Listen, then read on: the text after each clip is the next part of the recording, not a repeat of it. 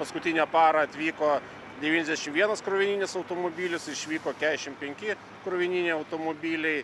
Tai sraute mes turime tiek Kaliningrado tranzito krovininės mašinas, tiek ir su lietuviška registracija taip pat krovininės automobiliai vyksta.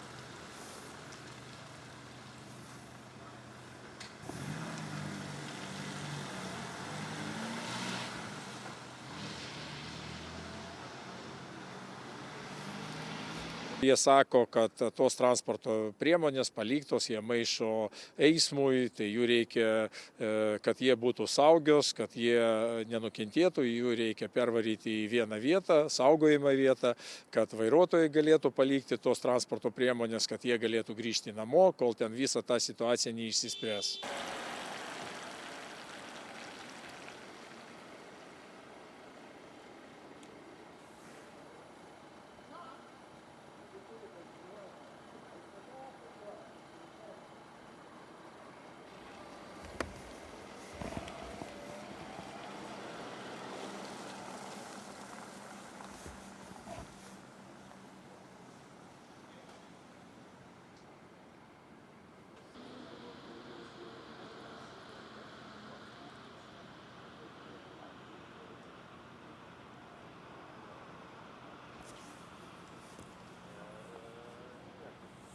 Šeštadienį Lukašenkos režimas eilinį kartą nuvylė, mes turėjom dar vieną uždarimą oro uosto, tiesa trumpam laikui, čia dėka mūsų žinybų glaudaus bendradarbiavimo ir to vieno paveikslo oro erdvės matymo kaip ir pasekmė.